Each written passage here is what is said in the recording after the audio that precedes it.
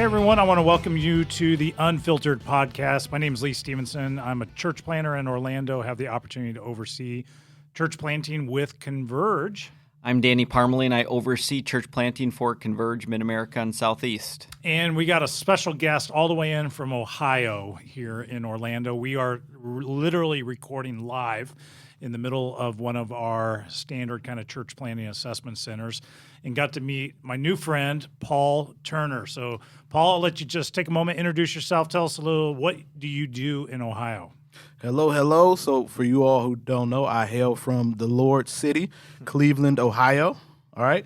So what I do is I am co-founder of a church planting organization called Orchard NEO. The NEO stands for Northeast Ohio.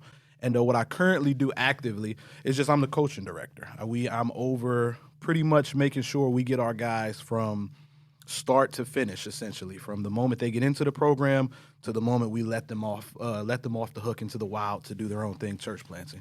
So that's in large part what I do.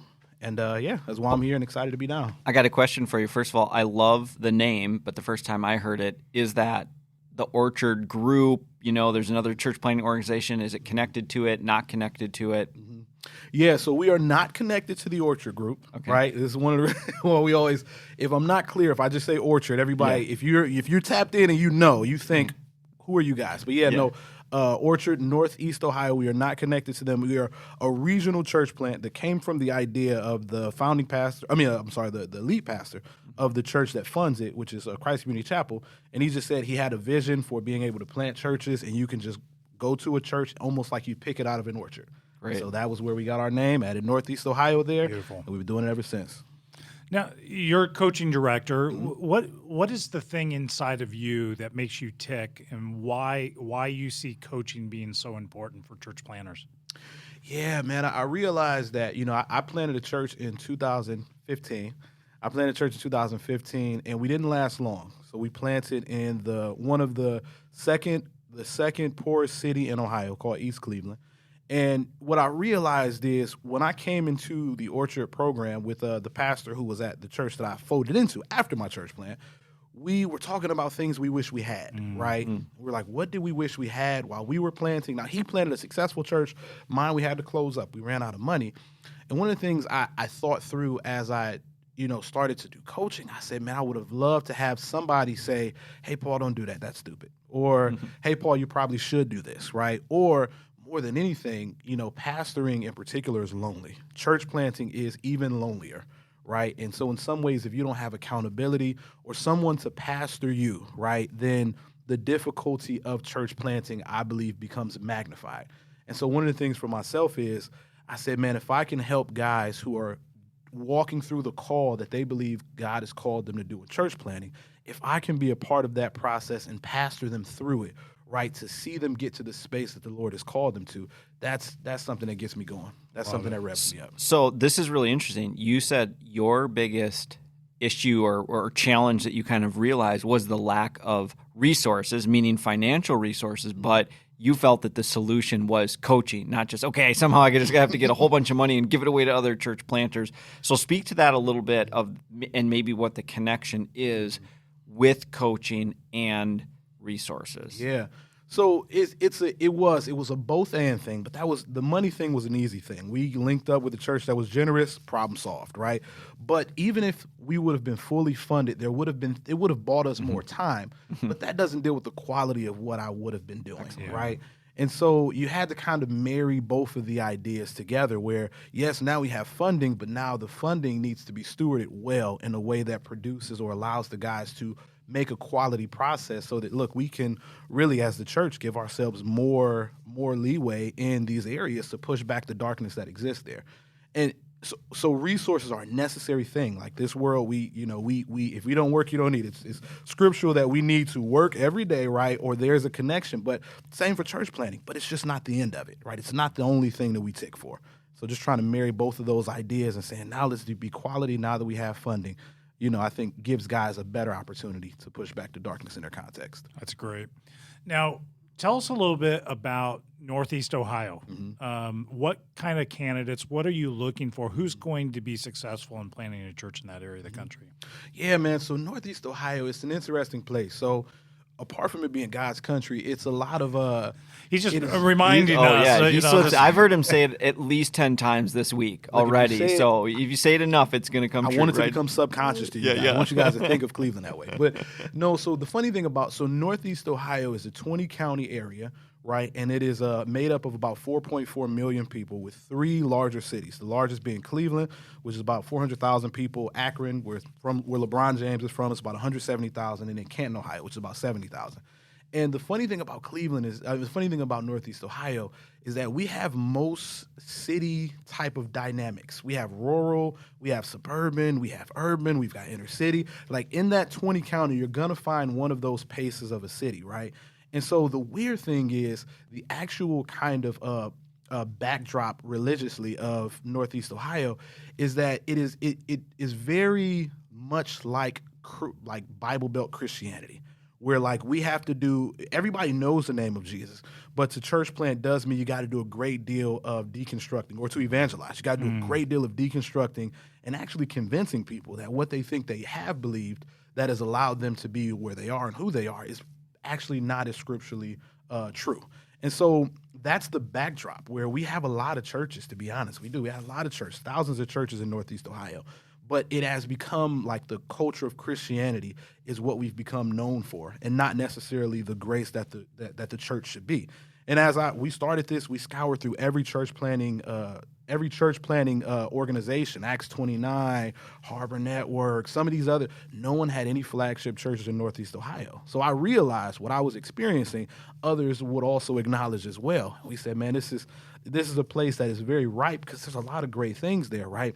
But I think if we can kind of mix it up with what the Lord has called the church to be now in a more relevant way to engage and push back darkness, I think we have a better shot at really trying to reach Northeast Ohio. So that's what Northeast Ohio is like.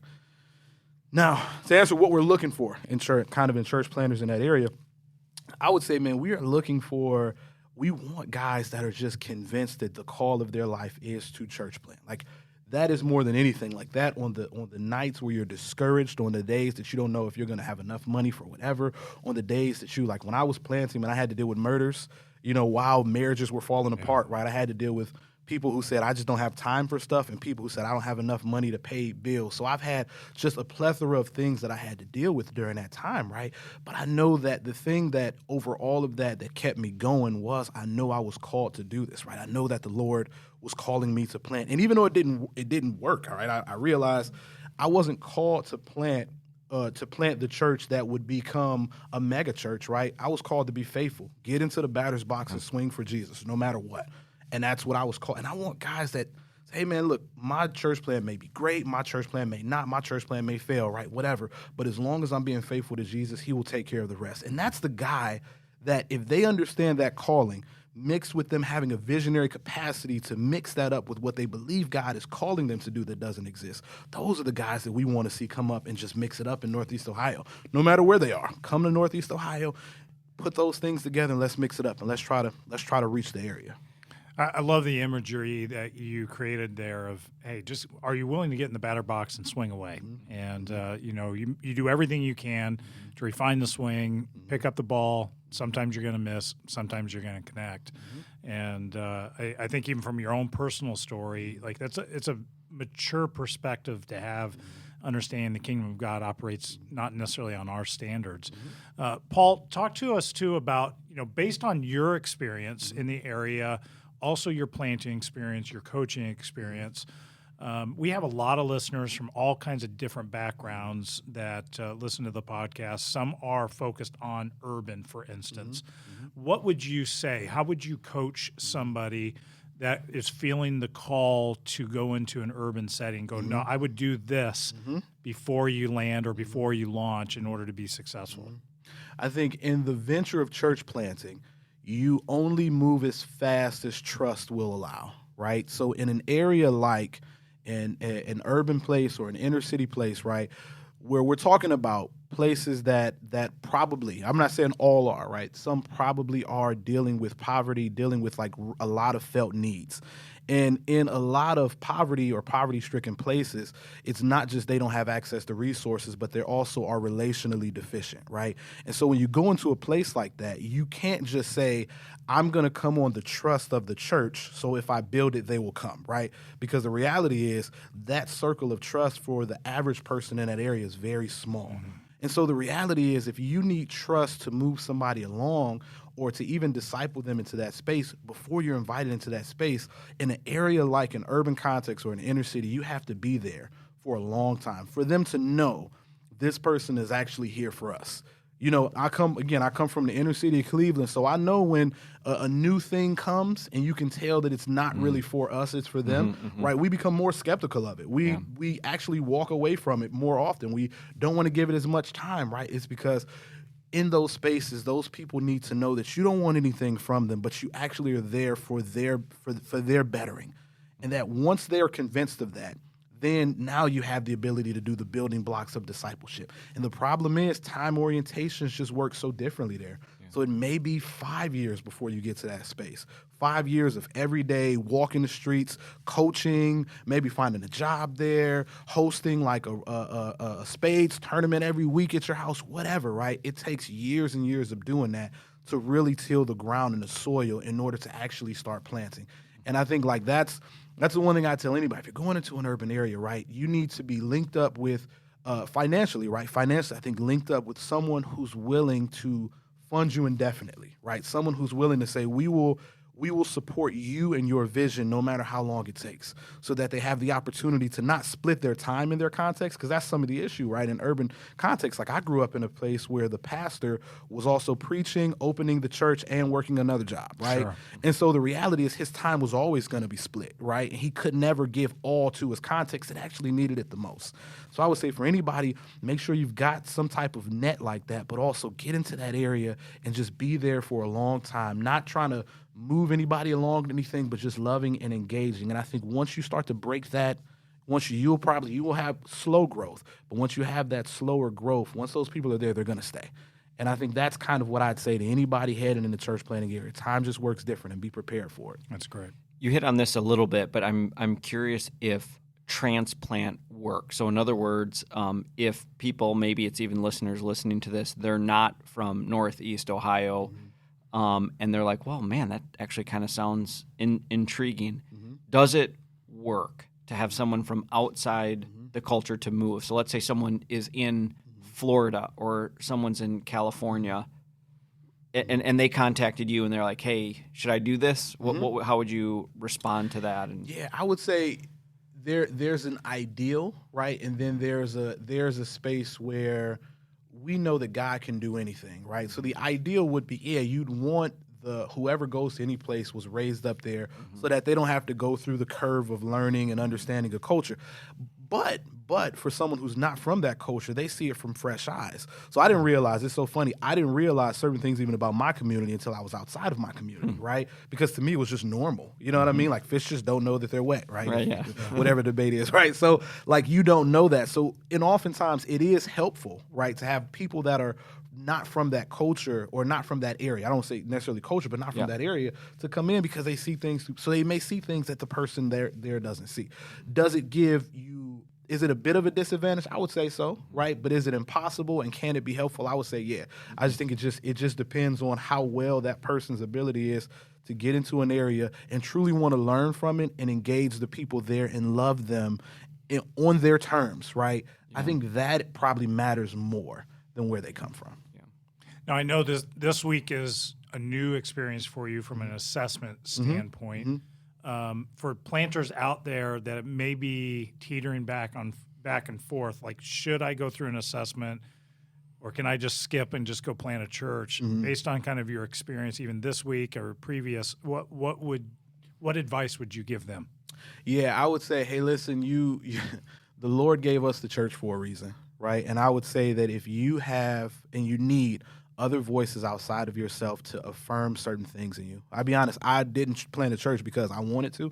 I didn't become a pastor because I wanted to necessarily. It was because my leaders called it out of me, said, we see this particular gifting in you, we've seen it, and we think you should pursue it, right? And at that point, I had to really come to a conflict of what I believed, right? Do I believe that the Lord has given my leaders as people who would shepherd me as one who would give an account to him, right? Will I listen to him? Would I listen to them, right? Or would I just say, no, I don't want to. I don't feel like it. So I investigated it, prayed about it, and through that voice and through that calling, that's the way the Lord used that to speak and affirm to me what I should be doing. And so I would say anybody who's trying to look into that realm, you need those secondary voices. You need those tertiary voices to help kind of sort out that calling, because when God's going to move, he's going to use his people. And don't stop believing in that just because it's something you feel like you want to do. So I would say go through an assessment, come down, talk to people who genuinely love Jesus. And that's one thing I would say about the assessment center here. There's a harp on you guys is that I've been blown away by how deliberate you all have been, right? But also how focused on the mission, right? So you guys tell guys it's not just about a job, right? This is a calling, and we want to help and do the work to help you sort that out. And I would say anybody who goes through it needs to go to or be a part of an assessment that is willing to and wants to keep you on the mission and hopes to see you go to the calling that God has called you to. So I'd say if you don't go through one or you don't do one, then I'd say, man, it'd be difficult for me to say that, that you've kind of exhausted all the voices before you stepped into the venture. Well said. You heard Yes. it right here. Paul's like, get to the assessment. Make it happen. We paid him $20 to say that. So. Hey, don't say that here. My rate just went up, too. My rate just went up. Paul, it is a pleasure. I appreciate you sharing a little bit of your story, your passion for your home, and it's our privilege to be able to chat and just excited to be working together to expand the kingdom. So thank you for all that you're doing. And thanks to all our listeners. Thanks for tuning in. And this has been the Unfiltered podcast, where we're having real conversations about church planning. Till next time, keep it real. Peace.